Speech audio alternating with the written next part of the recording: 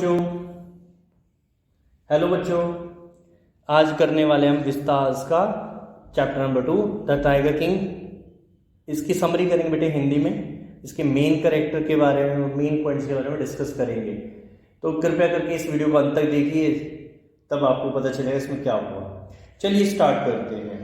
प्रतिबंधापुरम के महाराजा जिलानी जगजंग बहादुर ने अपने नाम के साथ असंख्य उपाधियां जुड़वा रखी थी, परंतु उसके नाम को अक्सर संक्षिप्त करके टाइगर किंग बना दिया गया था। इसके पीछे एक रोचक कहानी है। जब उसका जन्म हुआ तो ज्योतिषियों ने भविष्यवाणी कर दी थी, एक दिन टाइगर किंग को मरना होगा। युवराज केवल 10 दिन का था जब उसने ज्योतिषियों को ऐसे कहते सुना। बच्चा एकदम बोल उठा, उन सभी को जिनका जन्म हुआ है एक ना एक दिन मरना होगा। उसका कुछ और अर्थ हो सकता था यदि तुम उस मृत्यु का ढंग भी हमें बता पाते। एक शिशु के मुख से इन शब्दों को सुनकर प्रत्येक व्यक्ति चकित रह गया। अब मुख्य ज्योतिषी ने इसकी व्याख्या करने का प्रयत्न किया। उसने कहा कि युवराज का जन्म वृषभ राशि की दशा में हुआ था। वृषभ तथा बाघ आपस में शत्रु होते हैं, इसलिए मृत्यु एक बाघ से आएगी। यह सुनकर युवराज जरा भी भयभीत नहीं हुआ। इसके विपरीत वो एक भय से भर देने वाली आवाज में बोल उठा, अब बाघ सावधान हो जाए। यह सारा ब्यौरा मात्र एक अफवाह था, परंतु प्रतिबंधपुरम में प्रत्येक व्यक्ति इसके बारे में बात करता और इसे एक चमत्कार कहता। उन्हें ज्योतिषियों की भविष्यवाणी याद थी और अक्सर वे इस पर चर्चा किया करते थे। जब युवराज बड़ा हुआ, वयस्क हुआ और राज्य का महाराजा बन गया तो यह अफवाह उसके कानों में भी पड़ी। प्रतिबंधपुरम राज्य में असंख्य जंगल थे, उनमें बाघों का निवास था। महाराजा को एक पुरानी कहावत याद आई, अपनी आत्मरक्षा में आप एक गाय को भी मार सकते हैं। आत्मरक्षा में बाघों को मार देने में निश्चय ही कोई ऐतराज नहीं हो सकता था। महाराजा ने बाघों का शिकार करना शुरू कर दिया। उसे अत्यधिक रोमांच का अनुभव हुआ। जब उसने पहला बाघ मारा तो उसने राज्य ज्योतिषी को बुलावा भेजा और कहा, अब आप क्या कहते हैं? ज्योतिषी ने झिझकते हुए उत्तर दिया, महाराज चाहे इस तरह 99 बाघ मार ले, किंतु आपको 100वें बाघ के विषय में बहुत सावधान रहना होगा। अब महाराजा ने प्रतिज्ञा ली कि वह अन्य विषयों की तरफ तभी ध्यान देगा जब वह 100 बाघ मार चुका होगा। एक घोषणा जारी कर दी गई कि महाराजा के अलावा राज्य का कोई भी व्यक्ति बाघों का शिकार नहीं करेगा। शुरू में महाराजा ने एक के बाद एक करके बहुत से बाघ मार दिए। कई बार उसे खतरों का सामना भी करना पड़ता था।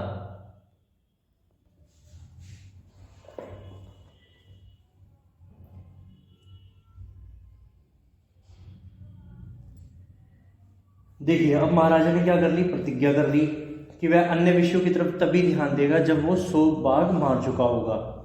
एक घोषणा जारी कर दी गई कि महाराजा के अलावा राज्य का कोई भी व्यक्ति बाघों का शिकार नहीं करेगा। शुरू में महाराजा ने एक के बाद एक करके बहुत से बाघ मार दिए। कई बार उसे खतरों का सामना भी करना पड़ता था। एक अन्य अवसर पर उसके ऊपर सिंहासन खो देने का खतरा भी आ पड़ा। ऊंची पदवी का एक अंग्रेज अफसर प्रतिबंधपुरम में आया। उसे बाघों का शिकार करने का बहुत शौक था। उससे भी ज्यादा शौक उसे उन बाघों के साथ फोटो खिंचवाने का था जिन्हें उसे मारना होता था। आदतवश उसने क्या किया, प्रतिबंधपुरम में बाघों का शिकार करने की इच्छा प्रकट की, परंतु महाराजा अपने निश्चय पर डटा रहा। उसने शिकार की आज्ञा देने से इनकार कर दिया। उस अंग्रेज अफसर के सेक्रेटरी ने महाराजा को संदेश भेजा कि आवश्यक नहीं था कि अफसर स्वयं बाघ को मारे। वास्तविक शिकार महाराजा कर सकता है। अफसर के लिए तो केवल यही महत्वपूर्ण है कि वह बाघ के शव के ऊपर खड़ा होकर अपनी बंदूक को पकड़े हुए अपनी एक फोटो खिंचवा ले। परंतु महाराजा ने इस सुझाव को भी नहीं माना, क्योंकि उसने एक अंग्रेज अफसर को अपनी इच्छा पूरी करने से रोक दिया था। तो महाराजा के ऊपर अपना राज्य खो देने का खतरा मंडराने लगा था। उसने अपने दीवान के साथ सलाह मशवरा किया और गहने बनाने वाली एक अंग्रेजी कंपनी को एक तार भेज दी। भिन्न भिन्न डिजाइनों वाली हीरे की कीमती अंगूठियों के नमूने भेज दिए।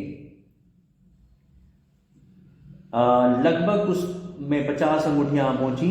महाराजा ने उन सभी अंगूठियों को अंग्रेज अफसर की पत्नी के पास भेज दिया। राजा और मंत्री को आशा थी कि वह औरत 1-2 अंगूठियां चुन लेगी और बाकी अंगूठियों को वापस भेज देगी। कोई भी समय ना खोते हुए उस औरत ने अपना उत्तर भेज दिया, आपके उपहारों के लिए आपका धन्यवाद। 2 दिनों के अंदर ही गहने बनाने वाली अंग्रेजी कंपनी की तरफ से 3 लाख रुपयों का बिल आ पहुंचा। महाराजा प्रसन्न था कि चाहे उसे 3 लाख रुपयों का नुकसान हुआ, वह अपना राज्य बचाने में सफल रहा। लेकिन महाराजा के बाघ के शिकार के अभियान बहुत सफल सिद्ध होते रहे। 10 वर्षों के अंदर ही 70 बाघ मारने में सफल हो गया, परंतु अब प्रतिबंधपुरम के जंगलों में कोई बाघ नहीं रह गए थे। महाराजा ने एक शाही परिवार की कन्या से विवाह कर लिया। उसके ससुर के जंगलों में बाघों की संख्या काफी ज्यादा थी। महाराजा जंग बहादुर जब भी अपने ससुर के राज्य में जाता, हर बार 5 या 6 बाघों को मार देता। ऐसा करते हुए प्रतिबंधपुरम के महल के स्वागत हॉल की दीवारों पर बाघों की 99 खालें सज गई, किंतु इस समय तक उसके ससुर के राज्य में भी कोई बाघ बाकी नहीं रह गए थे। महाराजा ज्यादा और ज्यादा बेचैन होता जा रहा था। जब वह 100वां बाघ नहीं पा सका, उसने जंगल को छोड़ने से इनकार कर दिया जब तक कि बाघ को ढूंढ नहीं लिया जाता। जैसे जैसे दिन बीतते उसका क्रोध और उसकी जिद खतरनाक होती गई। कई अधिकारियों को अपनी नौकरी से हाथ धोना पड़ा। उसने दीवान से भी इस्तीफा देने के लिए कह दिया। अपनी नौकरी बचाने के लिए दीवान ने वह सब किया जो भी वो बाघ प्राप्त करने के लिए कर सकता था। अंत में उसने मद्रास, जो अब चेन्नई की पीपल्स पार्क चेन्नई है, उसके पीपल्स पार्क से एक बूढ़ा बाघ मंगवा लिया। रात में उसने अपनी कार में लाद दिया और उसे उस स्थान के नजदीक छोड़ दिया जहां महाराजा शिकार के लिए ठहरा हुआ था। सवेरे के समय वह बूढ़ा बाघ भटकते हुए महाराजा के सामने आ गया। वह वहां पर बहुत नम्रतापूर्वक खड़ा रहा। बहुत प्रसन्नता से भरकर महाराजा ने ध्यान से निशाना बांधा और गोली चला दी। बाघ ढेर होकर गिर गया। महाराजा ने बाघ को एक शानदार जुलूस के रूप में राजधानी में ले आने की आज्ञा दी। जब महाराजा अपनी कार में बैठकर वहां से चला गया तो शिकारियों ने क्या पाया कि बाघ अभी भी जिंदा था। महाराजा की गोली अपने निशाने से चूक गई थी। कोई भी नहीं चाहता था कि महाराजा को इस बात का पता चले, क्योंकि इससे महाराजा बहुत क्रोधित हो सकता था। इसलिए शिकारियों में से एक ने निशाना बांधा और गोली चलाकर बाघ को मार डाला। जैसे कि राजा ने आज्ञा दी थी, उसे शहर के बीच में से एक जुलूस की शक्ल में ले जाया गया। फिर उसे दफना दिया गया। उस पर एक मकबरा स्थापित कर दिया गया। कुछ ही दिनों के बाद महाराजा के पुत्र का 3रा जन्मदिन मनाया गया। अब तो महाराजा के पास अपनी बेटी के लिए कोई समय नहीं रह पाया था, तो उसने अपना सारा ध्यान बाघों के शिकार पर केंद्रित कर रखा था। परंतु अब वह अपने पुत्र को एक विशेष उपहार देना चाहता था। उसने नगर में हर दुकान छान डाली। अंत में उसे एक खिलौनों की दुकान में लकड़ी का बना एक बाघ मिल गया। राजा ने सोचा कि यह एक सर्वोत्तम उपहार था। उस दिन पिता और पुत्र दोनों ही सारा दिन उस लकड़ी के बाघ के साथ खेलते रहे। उसे एक अनाड़ी बढ़ई ने बनाया था। इसकी पूरी सतह पर छोटी छोटी लकड़ी के छिपटे थी। इनमें से एक ने महाराजा के दाहिने हाथ को छेद दिया। उसने छिपट को बाहर निकाल दिया, किंतु राजा के हाथ में संक्रमण फैल गया।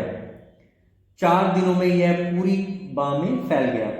3 प्रसिद्ध शल्य चिकित्सकों ने ऑपरेशन करने का निश्चय किया। जब वे ऑपरेटिंग थिएटर से बाहर आए तो उन्होंने घोषणा की, ऑपरेशन सफल रहा है, महाराजा की मृत्यु हो गई। इस प्रकार आखिरी 100वें बाघ ने टाइगर किंग से अपना बदला ले लिया। तो बेटा ये थी कहानी। अब चलिए इसके मेन कैरेक्टर और मेन पॉइंट डिस्कस करते हैं। बेटे इसका मेन कैरेक्टर के बारे में बात करते हैं। तो मेन कैरेक्टर कौन है? टाइगर किंग है। ठीक है, टाइगर किंग कौन था देखते हैं इसके इंपॉर्टेंट पॉइंट्स। कौन था भाई? The Maharaja of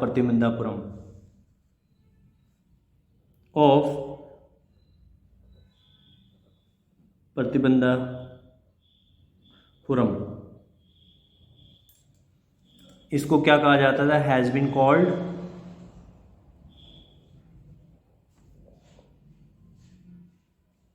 the tiger king. ठीक है बेटे, इसको हम टाइगर किंग कहते हैं।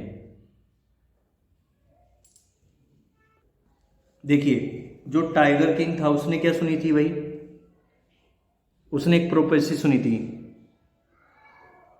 heard about a prophecy, heard about a prophecy,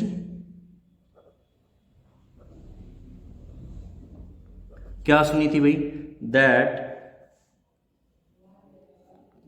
क्या था भाई प्रोपेसी, कि भाई tiger king will meet his end with a tiger। ये प्रोपेसी सुनी थी जो कि उसके बचपन में बनाई गई थी। तो इसलिए वो क्या करता है भाई, क्या ले लेता है, टारगेट सेट कर लेता है कि उसको क्या करना है, पूरे के पूरे टाइगर्स को क्या करना है, मारना है। तो वो क्या लेता है, टुके वो, ठीक है, वो एक शपथ लेता है, ठीक है। इसके बाद क्या करता है, started killing tigers one after the other, ठीक है बेटे, ये हुआ था। तो इस तरीके से ये क्या था, टाइगर किंग के बारे में है बेटे, मेन कैरेक्टर यही है इसका। अब बात करते हैं इसके मेन पॉइंट्स के। देखिए इसके मेन पॉइंट्स क्या बेटे, मेन पॉइंट्स आपको याद रखने हैं जो चैप्टर से रिलेटेड है। मेन पॉइंट्स बता देता हूं मैं आपको। जो महाराजा था, एक तो maharaja born as an extra ordinary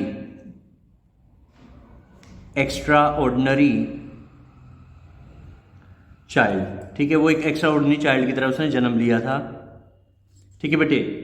साथ में क्या था, प्रेडिक्शन, उसके डेथ के बारे में प्रेडिक्शन हुआ था, prediction about his death due to a tiger. और क्या था बेटे, 10 days old child, 10-day old child surprised all by his intelligent questions, ठीक है बेटे। ये हो गया इसके बारे में जो इंपॉर्टेंट पॉइंट्स है इसके। और क्या है इसके बारे में इंपॉर्टेंट बेटे, आप इसके बारे में और इंपॉर्टेंट निकाल सकते हो। जो किंग था ना, वो क्या था भाई, किंग बिकेम सोल हंटर, कि भाई इकलौता हंटर बन गया था वो। उसने क्या कर दिया था, बैंड कर दी थी हंटिंग इन हिज स्टेट, ठीक है बेटे। ये हो गया इसमें। इसने साथ में और क्या क्या बता सकते हो, he married a princess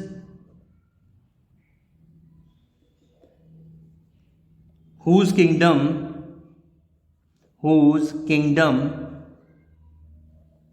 boasted of tigers,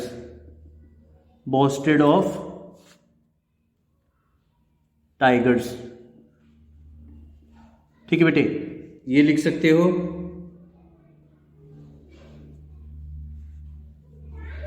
चलिए बेटे, आज के लिए इसमें काफ़ी है, ये इसके इंपॉर्टेंट पॉइंट हुए और मेन कैरेक्टर हुआ। आई होप आपको ये वीडियो पसंद आई होगी, तो इस वीडियो को ज़्यादा से ज़्यादा शेयर कीजिए, लाइक कीजिए और चैनल को सब्सक्राइब कीजिए। और ऐसी मज़ेदार वीडियोस देखने के लिए बेल आइकन प्रेस कीजिए for all notification. Thank you बच्चों।